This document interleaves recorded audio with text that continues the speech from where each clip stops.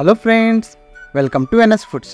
ఈరోజు మన ఈ వీడియోలో ఎంతో ఈజీగా చేసుకునే టమాటా రసాన్ని చాలా పర్ఫెక్ట్గా ఎలా చేసుకోవాలి ఈ వీడియోలో తీసుకుందామండి. సమ్మర్కి ఈ విధంగా చేసుకుంటే చాలా బాగుంటుంది.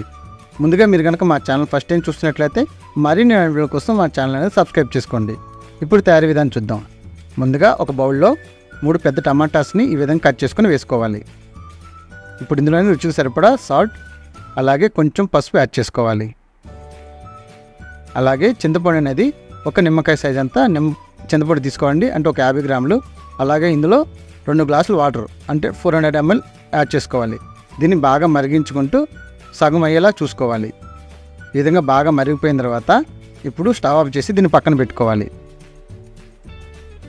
ఇప్పుడు ప్యాన్లో 2 టేబుల్ స్పూన్లు కందిపప్పు, 2 టేబుల్ స్పూన్లు ధనియాలు, 1 టేబుల్ స్పూన్ జీలకర్ర, అలాగే 1 టేబుల్ స్పూన్ మిరియాలు, అలాగే 5 ఎండుమిర్చి వేసి ఇటు మొత్తాన్ని మనం దోరగా వేయించుకోవాలి. మొత్తం వేగిపోయిన తర్వాత ఇప్పుడు వేరే ప్యాన్లో మనం ముందుగా ప్రిపేర్ చేసుకుని చూసారా ఆ టమాటాని మొత్తం వేసి ఈ జాలీలో వేసుకుని ఈ విధంగా స్టెయిన్ చేసుకోవాలి.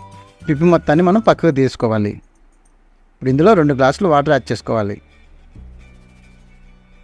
అలాగే 1 టేబుల్ స్పూన్ కారం, ఇప్పుడు ముందుగా ఫ్రై చేసుకున్నటువంటి వాటి మొత్తాన్ని ఫైన్ పౌడర్ కింద చేసుకోవాలి. ఇప్పుడు ఈ పౌడర్ని ఇందులో యాడ్ చేయాలి. ఒక 2 టేబుల్ స్పూన్ అయితే సరిపోతుంది.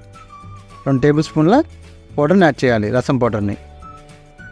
ఇలా యాడ్ చేశాక దీన్ని మొత్తాన్ని బాగా కలుపుకుంటూ మీడియం ఫ్లేమ్లో పెట్టి ఒక 5 నిమిషాల పాటు మరిగించుకోవాలి. ఆ తర్వాత కొంచెం కొత్తిమీర యాడ్ చేసి బాగా కలుపుకుంటూ ఒక 2 నిమిషాల తర్వాత దీన్ని స్టవ్ ఆఫ్ చేసి పక్కన పెట్టుకోవాలి. ఇప్పుడు పోపు కోసం ఆవాలు, అలాగే జీలకర్ర వేసి ఒక వెల్లుల్లిపాయలను ఒక 5 లేదా 6 విధంగా మ్యాష్ చేసి వేసుకోవాలండి. మొత్తాన్ని బాగా వేయించుకోవాలి. అలాగే ఎండుమిర్చి కూడా వేసి వాటిని కూడా బాగా వేగనివ్వాలి. ఇప్పుడు ఇందులో కొంచెం ఇంగువ, అలాగే కరివేపాకు వేసి పోపు మొత్తాన్ని బాగా మనం వేయించుకోవాలి.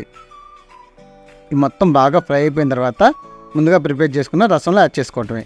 ఇది చాలా కమ్మగా ఉంటుందండి. ఈ విధంగా ఒకసారి ట్రై చేసి చూడండి, మీకు కూడా నచ్చుతుంది. ఈ వీడియో కనుక మీకు నచ్చినట్టయితే లైక్ చేయండి. మరిన్ని వీడియోల కోసం మా ఛానల్ సబ్స్క్రైబ్ చేసుకోండి. మీరు కూడా ట్రై చేసి మీకు ఎలా వచ్చిందో కామెంట్ రూపంలో తెలియజేయండి.